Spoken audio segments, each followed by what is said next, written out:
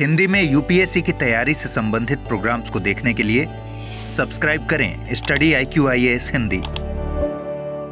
Hello दोस्तों, मैं मनोज कुमार आप सभी लोगों का स्वागत करता हूं आपके अपने channel study IQ IAS Hindi पर। दोस्तों, जो हम लोगों ने यूपीएससी मार्गदर्शन प्रोग्राम शुरू किया है, आज उसमें जो टॉपिक मैं डिस्कस करने जा रहा हूं आपके साथ में, वो है सिलेबस के बारे में। यानी कि सिलेबस पूरा समझो और सिलेक्शन तय करो। यानी कि सिलेबस के बारे में सब कुछ जानना। और ये बात आप अच्छे से जानते हैं कि हम किसी भी चीज़ की तैयारी करें और लक्ष्य को पाना चाहें, यानी कि लक्ष्य को हासिल करने के लिए बिना रणनीति के कुछ भी संभव नहीं है।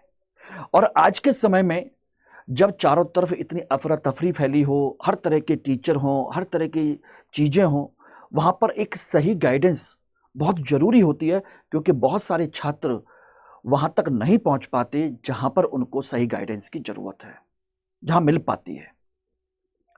तो मेरा जो प्रयास है वो यही है कि मैं उस हर छात्र तक एक सही और सीक्वेंस में सारी गाइडेंस अवेलेबल कराऊं जिसकी उसको ज़रूरत है। यानी कि जिनकी रीच, जिनकी पहुंच प्रॉपर तरीके से नहीं है, वो घर बैठ कर के भी तैयारी करें। बस इसलिए मेरा उद्देश्य है कि मैं एक एक चीज को खोल करके आपके उन सब चीजों के बारे में डिस्कस करूं। अब तक मैं इस मार्गदर्शन प्रोग्राम में 2 वीडियो आप लोगों को बना चुका हूं, और दोनों वीडियो का पर्पस एक ही है, सभी लोगों तक सही इंफॉर्मेशन को सिस्टमेटिक तरीके से पहुंचाना जिसकी उसको जरूरत है। ठीक है ना, ध्यान रखिएगा।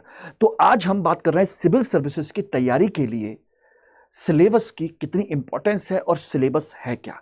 तो आज इसमें हम लोग चर्चा करेंगे सामान्य अध्ययन के सिलेबस को लेकर के, उसमें क्या क्या चीजें हमको ध्यान रखनी है, क्या क्या नहीं रखनी है। और एक चीज ध्यान रखना, इसका हम डीप एनालिसिस करेंगे टॉपिक के, सब टॉपिक विद करंट और उसके सोर्स को लेकर के भी, जिससे कि आपको कहीं अटकने भटकने की जरूरत ना पड़े। तो चलिए दोस्तों, इसको हम बहुत जल्दी शुरू करते हैं। और उसको शुरू करने से पहले मैं बता देना चाहता हूं कि स्टडी IQ IAS प्रतिज्ञा बैच 2026 लॉन्च कर रहा है 7 तारीख को सुबह 8 बजे। अगर आप लोग चाहते हैं 2026 के लिए तो इस बैच को ज्वाइन कर सकते हैं। इसके अलावा 2027 के लिए, 2028 के लिए भी सेपरेट बैचेज लॉन्च हो रहे हैं, और तीनों लैंग्वेज में स्टार्ट हो रहे हैं, इंग्लिश, हिंदी एंड इंग्लिश, तीनों लैंग्वेज में। तो आप इसमें अभी 7 जुलाई तक एक विशेष छूट का फायदा ले सकते हैं, जिसके तहत आपको 2026 वाला बैच MK लाइव कोड के माध्यम से 9,999 रुपए में मिल जाएगा। ठीक है ना, ध्यान रखिए, घर बैठ कर तैयारी करिए और मेरी गाइडेंस के साथ रहिए। मेरी गाइडेंस यानी कि मनोज सर की गाइडेंस MK लाइव कोड के साथ में। ठीक है ना। देखिए, ये तो बात हम अच्छे से जानते हैं कि आज हम जो चर्चा कर रहे हैं उसमें एक जो ध्यान रखने वाली बात है वो ये है कि यूपीएससी का जो एग्जाम है, मैं ऑलरेडी आप लोग बता चुका हूं कि 3 चरण हम जिसे सामान्य तौर पर कहते हैं, लेकिन होते 2 ही हैं, ये भी मैं आपको बता चुका हूं। लेकिन फिर भी मैं आप लोगों की खुशी के लिए बता देता हूं कि चलो 3 चरण हैं या 3 एग्जाम होते हैं। एक होता है प्री एग्जाम, दूसरा आपका मेंस एग्जाम, और तीसरा है आपका इंटरव्यू, जिसे हम पर्सनालिटी टेस्ट कहते हैं। ये रहा इंटरव्यू प्रोग्राम। और इन तीनों एग्जाम में एक चीज बड़ी इंपॉर्टेंट है कि प्री एग्जाम में आपके जो 2 पेपर आते हैं आपके, उसको ध्यान रखिएगा। एक रहता है आपका GS का, दूसरा रहता है CSET का। ठीक है ना, 2-2 घंटे के पेपर होते हैं। मेंस प्रोग्राम में आप अच्छे से जानते हैं कि इसमें आपके GS के 4 पेपर होते हैं। इसके अलावा एक एस्से का पेपर होता है, ठीक है ना, 1 पेपर। इसके अलावा आपके ऑप्शनल सब्जेक्ट के 2 पेपर होते हैं, 2 पेपर। और एक होता है, अब 2 होते हैं आपके लैंग्वेज के पेपर, यानी कि भाषा के, इसके 2 पेपर होते हैं। और इंटरव्यू में आपका इंटरव्यू तो होता ही होता है। ठीक है ना, ये आप लोग सभी लोग जानते हैं, नहीं जानते तो मेरी पिछली क्लास को आप लोगों ने देख लेना चाहिए। बात आती है कि इसमें अभी जो मैं चर्चा करने जा रहा हूं वो प्री एग्जाम को लेकर के, GS और GS के इस पेपर को लेकर के मैं चर्चा कर रहा हूं, इसकी कितना बड़ा रोल है। और इंटरव्यू में भी बिना जीएस के आप कोई भी डिस्कशन नहीं कर सकते। यानी कोई भी टॉपिक डिस्कस करना है, इंटरव्यू बोर्ड मेंबर आप लोगों से बातचीत करेंगे, तो उसके लिए भी जीएस ही एक आधार है।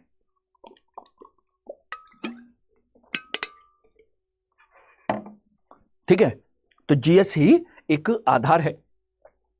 तो इसलिए मैं आज जो चर्चा करने जा रहा हूं वो जीएस के डिकोड कर रहा हूं, जीएस के सिलेबस का डिकोडिंग, यानी कि माइक्रो लेवल पर टॉपिक को बिल्कुल पूरी तरह से एलैबोरेट कर देना। और ये जो टॉपिक एलैबोरेशन मैं करूंगा, ध्यान रखेगा, वो बिगिनर्स के लिए तो है ही, बिगिनर्स के अलावा एडवांस लेवल पर तैयारी करने वाले छात्र भी इसका यूटिलाइज कर सकते हैं। तो ये सभी के लिए है, ठीक है ना। जैसे हम लोग ये सिलेबस देखें तो यहां देखिएगा, प्रीलिम्स का सिलेबस है आपके ये 2 पेपर। एक है जीएस का पेपर जिसमें करंट अफेयर्स आता है, हिस्ट्री आता है, ज्योग्राफी है, पॉलिटी है, इकोनॉमी एंड सोशल डेवलपमेंट है, एनवायरमेंट है और साइंस है। ये आपके टॉपिक दे रखे हैं। इसके अलावा पेपर 2 रहता है सीसेट का, जिसमें logical reasoning, numerical ability, decision making, mental ability और कॉम्प्रिहेंशन, ये सारी की सारी आपकी चीजें रहती हैं। मेंटल एबिलिटी ये रही, बुनियादी संख्यात्मकता जिसे हम बेसिक न्यूमेरेसी भी कह सकते हैं। तो ये टोटल मिलाकर के ये सारी चीजें रहती हैं। इसमें आपके 80 क्वेश्चंस आते हैं और 80 क्वेश्चंस में से आपको 33% सही करने हैं। यानी कि ये केवल पासिंग है, पास करना है, इसका मेरिट से कोई लेना देना नहीं है। जो मेरिट से बनती है वो ये है, इसमें 100 क्वेश्चंस आते हैं, 2 घंटे के होते हैं और इसमें से एवरेज 50+ क्वेश्चन सही कर ले जाते हैं तो आप पास कर जाएंगे। 50 से ज्यादा जितने सही कर ले जाएंगे, अब तो आज की डेट में देखा जाए तो 45 क्वेश्चन भी मोर देन एनफ है। ये मेरिट बेस्ड है। सबसे पहले इसी को हम डिस्कस करेंगे कि क्या है और कैसे है, ये देखेंगे। तो मैंने यहां पर पूरा एक चार्ट बनाया हुआ है सभी टॉपिक का, कि इनके अंदर क्या क्या टॉपिक है, कितने कितने क्वेश्चंस आते हैं, क्या क्या चीजें होती हैं। तो यहां देखिएगा प्रॉपर तरीके से। हिस्ट्री है तो इसमें प्राचीन, मध्यकालीन, आधुनिक भारत, स्वतंत्रता संग्राम, साथ के साथ में कला संस्कृति भी आपकी रहती है, कला संस्कृति के टॉपिक। और लगभग यहां से 12 से 15 क्वेश्चन रहते हैं, जिससे आप एनसीईआरटी या स्पेक्ट्रम मॉडर्न इंडिया के लिए और कला संस्कृति के लिए आपकी फाइन आर्ट की किताब आती है, एनसीईआरटी की फाइन आर्ट, इसको पढ़ लेते हैं तो आपका काम चल जाएगा। और स्टडी आईक्यू की एक बुक है आर्ट एंड कल्चर की, उसको भी आप ले सकते हैं, हिस्ट्री की एंड आर्ट एंड कल्चर की। इतना आप घर पे करते हैं तो आपके सारे सफिशिएंट है। सब कुछ मिलाकर के ये क्वेश्चन यहां से आते हैं। भूगोल में देखेंगे तो भौतिक भूगोल, भारत का भूगोल, विश्व भूगोल, पर्यावरणीय भूगोल, एनवायरमेंटल, यहां से भी 10 से 12 मैक्सिमम 15 क्वेश्चन रहते हैं। इसको भी आप एनसीईआरटी, जीएससी लॉन्ग और एटलस के माध्यम से कर सकते हो। और उसी लेवल के होते हैं कंसेप्चुअल, इसके अंदर बहुत ज्यादा डिटेल में नहीं जाना है। पॉलिटी, संविधान है, मूल अधिकार, डीपीएसपी, संसद, संघीय ढांचा, नीति आयोग, ये सब आपको पढ़ना है। यानी कि संविधान और उसकी शासन व्यवस्था को आपको समझना है। और इसके भी लगभग 10 से 15 क्वेश्चन के आसपास रहते हैं, जिसमें आप लक्ष्मीकांत को, पीआईबी को, पॉलिटी वाले जो टॉपिक है उसको और एनसीईआरटी को पढ़ जाएंगे तो आपका इससे बाहर कोई क्वेश्चन आपका नहीं जाता। इकोनॉमी में पढ़ेंगे तो आपका इकोनॉमी में मनी एंड बैंकिंग है, बजट है, इकोनॉमिक सर्वे है और गवर्नमेंट की स्कीम्स हैं।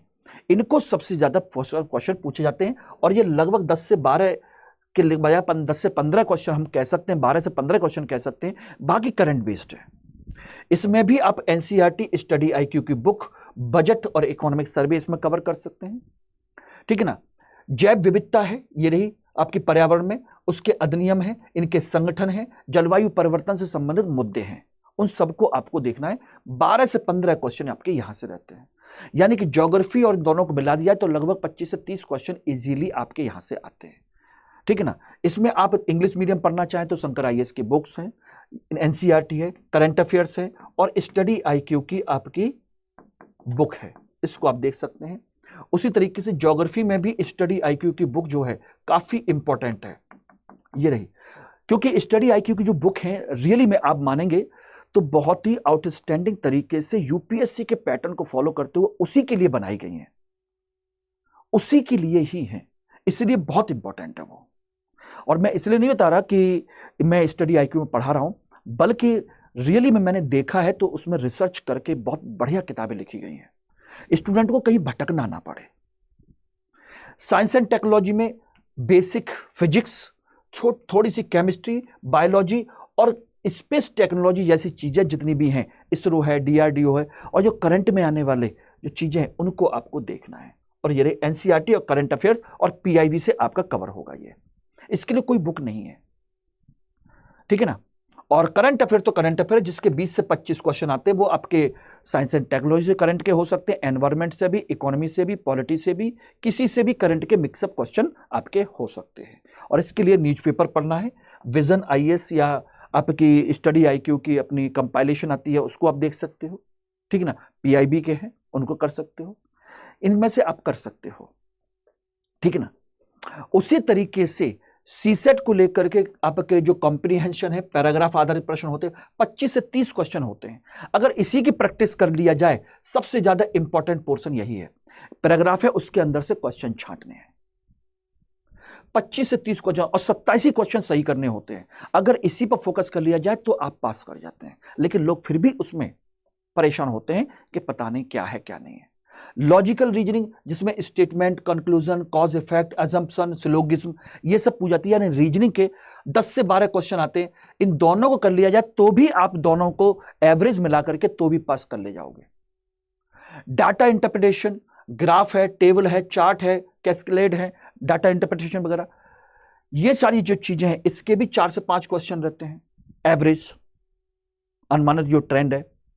तो आप टेबुलेशन आया उसको प्रैक्टिस करिए।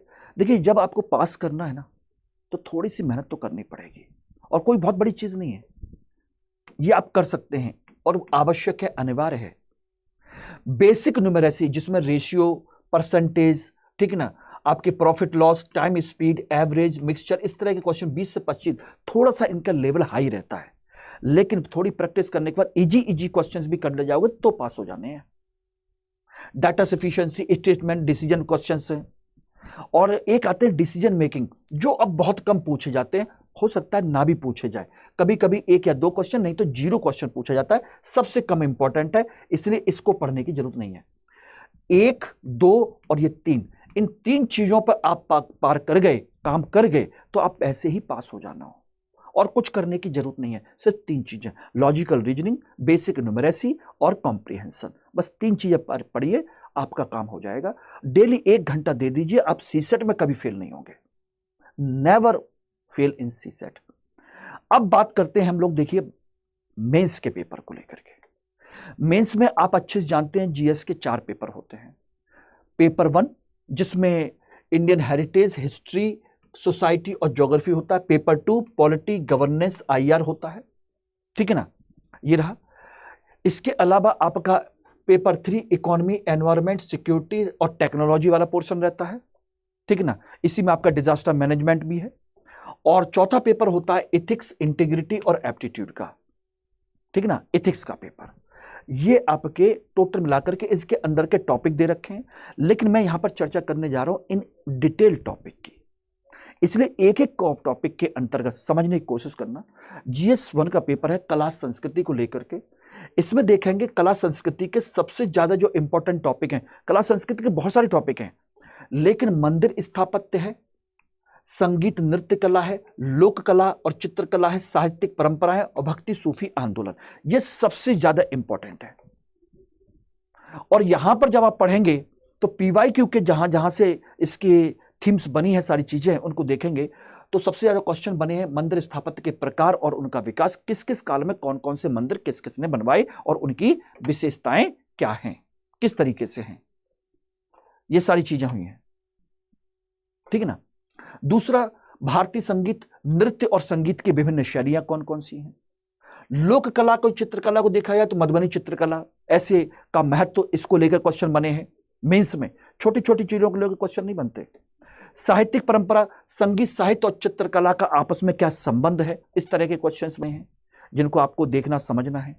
और भक्ति सूफी आंदोलन, भक्ति आंदोलन ने सामाजिक बदलाव कैसे लाया, इस तरह के आपके क्वेश्चन आपके बनते, क्योंकि ध्यान रखना यहां पर ये मेंस के क्वेश्चन हैं, प्री के क्वेश्चंस नहीं है। और करंट में इनका जो लिंकेज आप कर सकते हैं करंट से, तो जैसे अभी हाल फिलहाल में रामप्पा मंदिर है, काशी कॉरिडोर है, काशी कॉरिडोर भारतीय अर्थव्यवस्था या आपके उत्तर प्रदेश की अर्थव्यवस्था को कैसे प्रभावित कर सकता है। इसमें देखा जाए संगीत नृत्य के क्षेत्र में नई फिल्म नीति, GI tag India, GI tag dandiya को दिया गया, ठीक है ना, वर्ली जीआई टैग है, मणिपुर थंगटा शैली है, ये सब करंट के टॉपिक हैं जो आए हुए हैं। साहित्य अकादमी पुरस्कार, उनकी भाषा संबंधी विवाद हैं, उनको आप इसमें कनेक्ट कर सकते हैं।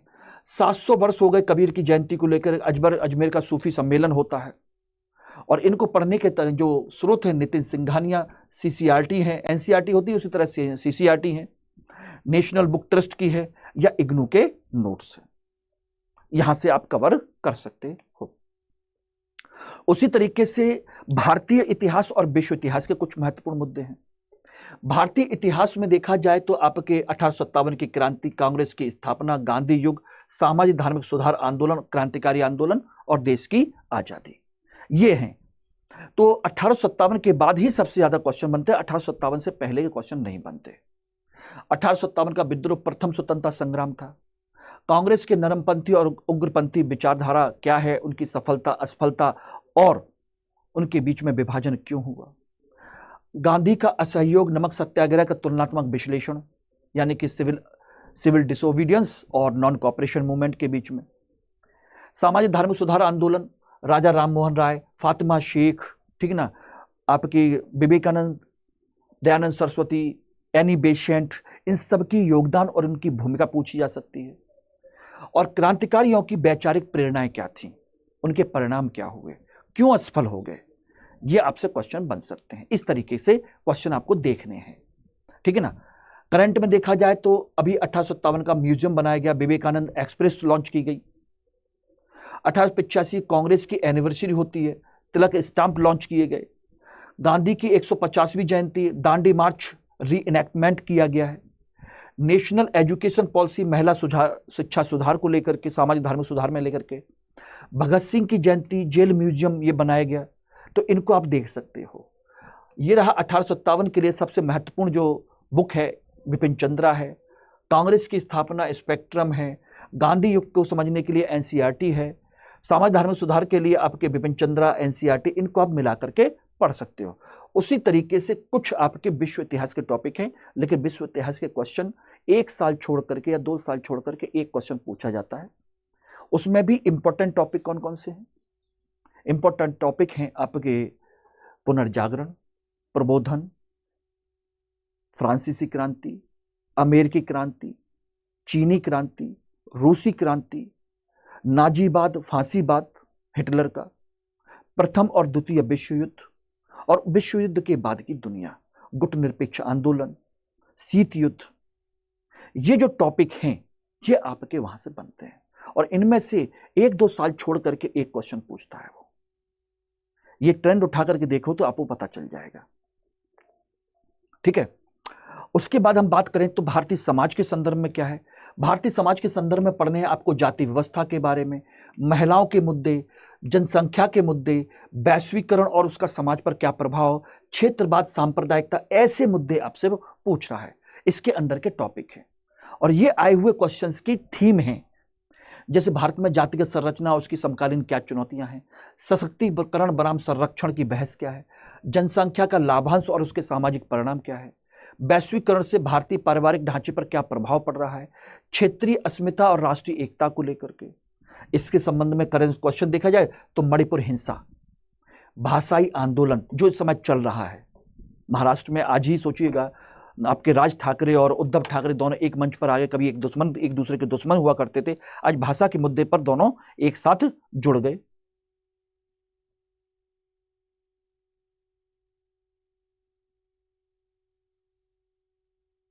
ठीक है ना, ये सब जुड़ गए।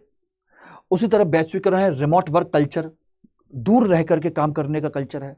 डिजिटल डिवाइड क्या है, ये नए, इसका समाज पर क्या प्रभाव पड़ रहा है। जनसंख्या नियंत्रण विधेयक, NFH data, national family health survey data जो आ रहा है।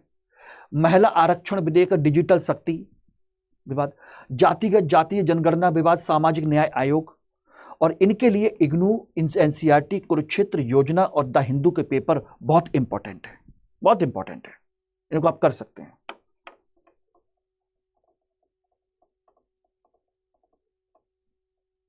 ठीक है ना, इनको आप कर सकते हैं।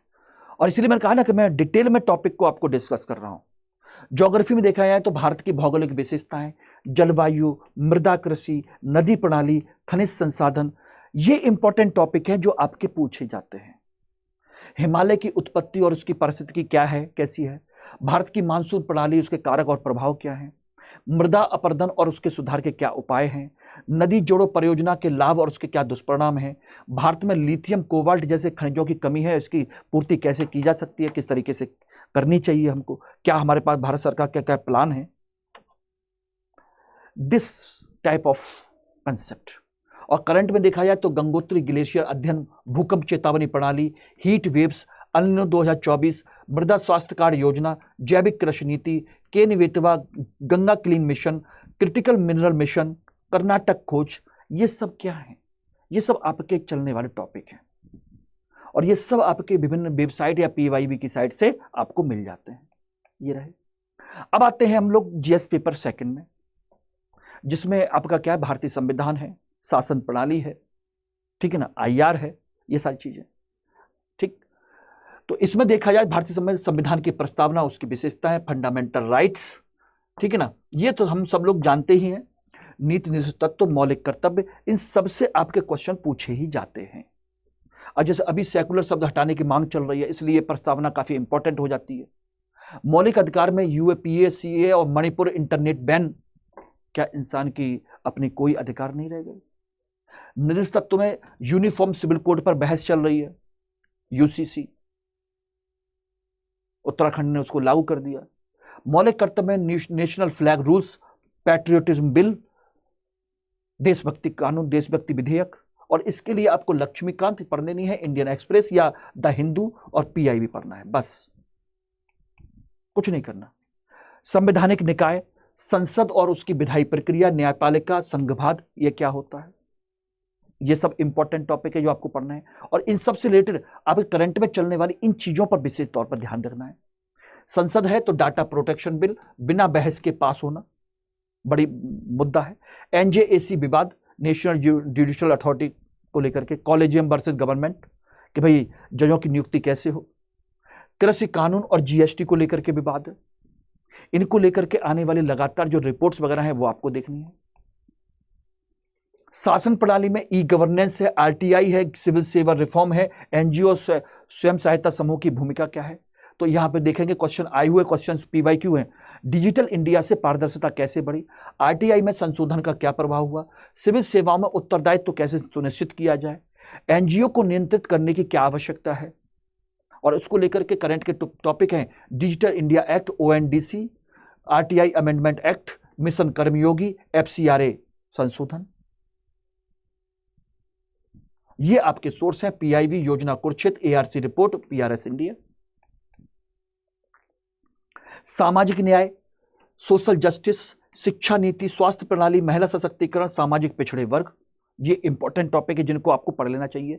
इन पर आई हुआ क्वेश्चन, नेशनल एजुकेशन पॉलिसी 2020 की समावेशता और उसकी गुणवत्ता को लेकर के, कोऑपरेटिव फेडरलिज्म इन हेल्थ, महिला आरक्षण विधेयक की सार्थकता, आरक्षण की न्याय संगतता, ये सब आपके टॉपिक हैं यहां से जुड़े हुए।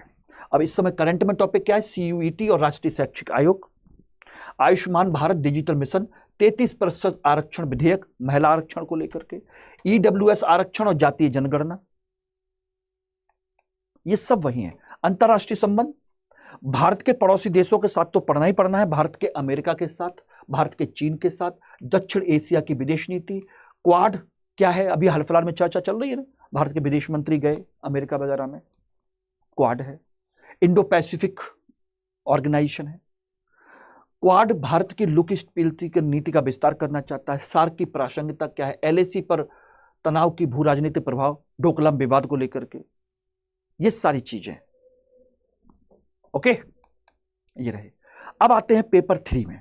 पेपर 3 में मैंने आपको बताया था कई सारे इकोनॉमी है, साइंस टेक है, एनवायरमेंट है, डिजास्टर मैनेजमेंट है, इंटरनल सिक्योरिटी है। तो उसमें क्या पढ़ेंगे इंडियन इकोनॉमी में?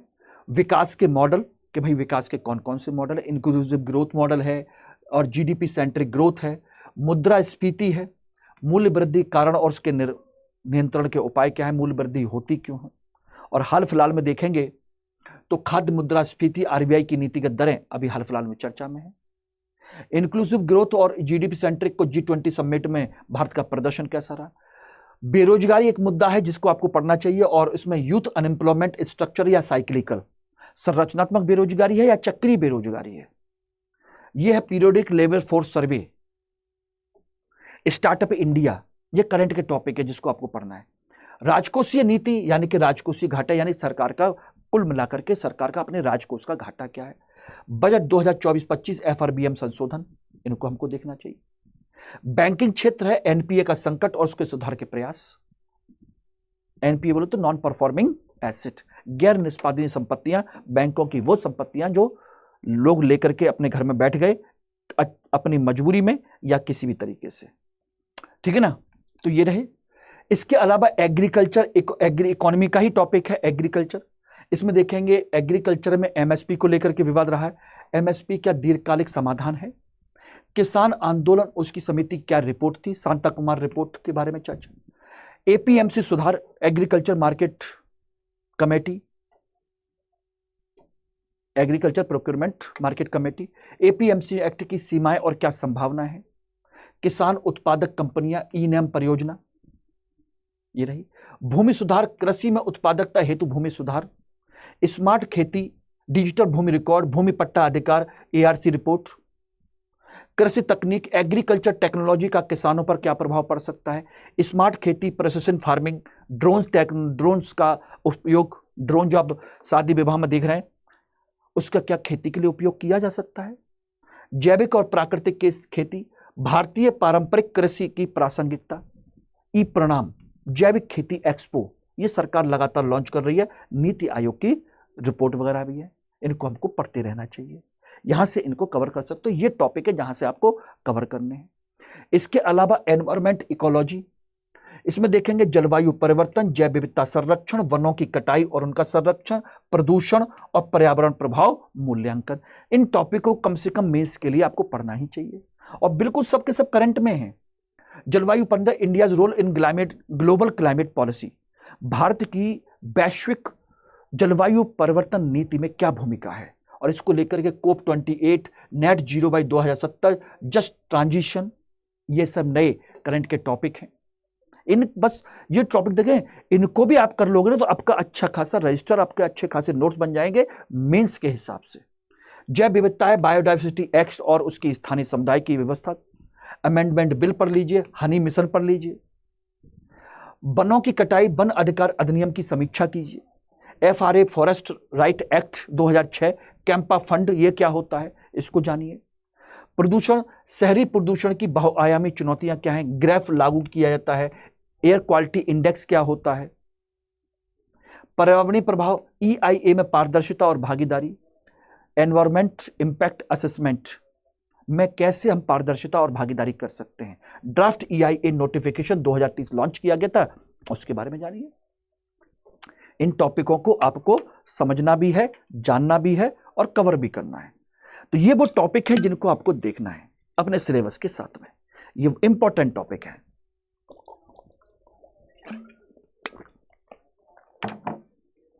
ठीक है ना, बात समझ में आएगी नहीं आएगी। तो मैंने पूरे के पूरे एक चार्ट बना करके आपको सभी इंपॉर्टेंट चीजें आपको बता दी है मैंने। अब देखा जाए तो साइंस एंड टेक्नोलॉजी देखिए, artificial intelligence, space technology, biotechnology, quantum technology, cyber security, defence technology, ये सब इसमें आती हैं। और इनको देखेंगे आर्टिफिशियल इंटेलिजेंस सबसे ज्यादा चर्चा में, गवर्नेंस में AI का उपयोग और उसके क्या खतरे हैं, India AI mission, chat GPT नीति क्या है। डिफेंस में देखा जाए तो स्पेस टेक्नोलॉजी में इसरो की तकनीकी उपलब्धियां क्या क्या हैं, चंद्रयान, गगनयान, ये रहे। बायोटेक के क्षेत्र में भारत की क्या प्रगति है, मैसेंजर RNA वैक्सीन है, DNA वैक्सीन है, बायो इकोनॉमी की रिपोर्ट है, ये क्या है। क्वांटम टेक्नोलॉजी, क्वांटम क्रिप्टोग्राफी क्या होती है, भविष्य की क्या कुंजी है, कैसे है, पढ़िए। National quantum mission, cyber security, Bharat में साइबर थ्रेट्स की क्या प्रवृत्ति है, शर्ट इनकी रिपोर्ट है, पेगासस रिपोर्ट है जो आपने कभी सुनी होगी, डाटा प्रोटेक्शन बिल है। इन सबको आपको करंट में पढ़ना है और ट्रेडिशनल भी आपको मिल जाएंगे। ये वो चीजें बेसिक पढ़ने के साथ फिर आपको इस लेवल पर आपको जाना पड़ेगा। अब आप सोच लीजिए कि आपको कहां जाना है। ये सिंपल नहीं है कि चलो भाई पढ़ लिया हमने डिफेंस टेक्नोलॉजी, अच्छा ये एक हेलीकॉप्टर होता है, ये लड़ाकू विमान होता है, इसमें ये होता है। मेंस के हिसाब से पढ़ना है उसको। और आपदा प्रबंधन में भूस्खलन, भूकंप, चक्रवात, महामारी, NDMA, SDMA, national disaster management authority, ठीक है ना, उसकी क्या संरचना है। महामारी में कोविड ने आपदा प्रबंधन को कैसे बदल दिया है। चक्रवात का आपका अर्ली वार्निंग सिस्टम की क्या उपयोगिता होती है, ठीक है ना। भूकंप, भूस्खलन में अर्बन प्लानिंग में भूकंप जोखिम के मुद्दों को ध्यान से देखिए क्या क्या है। तो ये सब के सब आपके करंट के टॉपिक हैं। जैसे जोशीमठ की घटना है, मणिपुर लैंडस्लाइड है, साइक्लोन बिपरजॉय है, ठीक है ना, रेमल है, वैक्सीन कूटनीति है, स्वास्थ्य आपदा नीति है, सेंडाई प्रोग्राम फ्रेमवर्क प्रोग्रेस है। इनको आप देखेंगे। इस लेवल पर आपको जाने की जरूरत है। और ये इंटरनल सिक्योरिटी के टॉपिक हैं। साइबर सिक्योरिटी, आतंकवाद, नक्सलवाद, सीमा सुरक्षा, संचार नेटवर्क, ये सभी इंपॉर्टेंट टॉपिक है जहां से क्वेश्चंस बनते हैं। क्रिटिकल इंफ्रास्ट्रक्चर की रक्षा कैसे करें, टेररिज्म के प्रति भारत की नीति क्या है, लेफ्ट विंग को नियंत्रित करने की क्या रणनीति है, लेफ्ट विंग बोले तो वही नक्सलवाद वगैरह, बॉर्डर मैनेजमेंट की क्या चुनौतियां हैं, क्रिटिकल इंफ्रास्ट्रक्चर की सुरक्षा में डीआरडीओ क्या भूमिका है। ये रहे उनके करंट के टॉपिक। मिशन समाधान, BSF extension, secure net for defence, data protection bill, NIA amendment, UAPA, ये रहे। इनको यहां के साथ में देख सकते हो। और इसके बाद है लास्ट आपका इथिक्स का, जीएस का 4 यानी कि इथिक्स में आपको किन किन चीजों को ध्यान देना है। पहला टॉपिक है नैतिकता और मानव अंतरात्मा, ह्यूमन इंटरफेस। इसमें देखेंगे तो 3-4 टॉपिक हैं। नैतिकता का सार, नैतिक दुविधा क्या होती है, नैतिक दुविधा और नैतिक सिद्धांत, टेलियोलॉजी, डियंटोलॉजी क्या है। जैसे नैतिकता और कानून में क्या अंतर होता है, इसको लेकर के अभी टॉपिक आया था इलेक्टोरल बोर्ड कंट्रोवर्सी। आपकी अंतरात्मा और संवैधानिक कर्तव्य में टकराव होते हैं तो उसके लिए टॉपिक आया था विजिल ब्लोअर्स, आरटीआई एक्टिविस्ट, ठीक है ना। नैतिकता का कार्य आधारित विश्लेषण बताइए, utilitarian versus right based dilemma क्या है। ये करंट के टॉपिक हैं जिनको आप देख सकते हैं। इसके अलावा सिद्धांत है, नैतिकता के सिद्धांत, नैतिक विचारक और उनके सिद्धांत, जैसे गांधी के सत्य अहिंसा का प्रशासनिक उपयोग। और इस मामले में व्यवहारिक संदर्भ क्या है, स्वच्छता और जन भागीदारी किसी भी मुद्दे पर। प्लेटो अरस्तु हैं तो प्लेटो के अनुसार न्याय क्या है, ये क्वेश्चन पूछा गया, तो उसी के संदर्भ में आदर्श राज्य की क्या कल्पना हो सकती है। कांट का कर्तव्य आधारित नैतिकता, तो ब्यूरोक्रेटिक इंटीग्रिटी केसेस के बारे में बात करते हैं। मिल और बेंथम में परिणामवाद का कंसेप्ट है, utilitarianism. Welfare policies versus minority rights, यानी कि कल्याणकारी नीतियां वर्सेस अल्पसंख्यकों के अधिकार को लेकर के। कन्फ्यूशियस एशियाई सोच में नैतिकता, ब्यूरोक्रेटिक रेस्पेक्ट कल्चर, ठीक है ना, ये रहा। तो ये एक करंट के व्यवहारिक संदर्भ हैं जिनको आप देख सकते हैं। और सिविल सेवा में नैतिकता, ये रहा, यानी कि नैतिकता के मुद्दे को, नैतिक नीति को, नैतिकता शास्त्र को सिविल सेवा में कैसे इस्तेमाल किया जाए। तो उसमें क्या क्या चीजें सिविल सेवा मूल्य है, जैसे निष्ठा, निष्पक्षता, जवाबदेही। और अभी इसको लेकर के काफी चर्चा में रहा है mission Karmayogi, probity in governance, code of ethics, code of conduct. Code of ethics बनाम कोड ऑफ कंडक्ट क्या होता है। सिविल सर्वेंट ट्विटर, असिज केसेस, पारदर्शिता और उत्तरदायित्व, तो आरटीआई के संदर्भ में पारदर्शिता की भूमिका क्या है, इनको देखिएगा। भ्रष्टाचार के कारण निराकरण उपाय बताइए। एंटी करप्शन ब्यूरो की रिफॉर्म क्या क्या किए गए हैं, क्या क्या नहीं किए गए।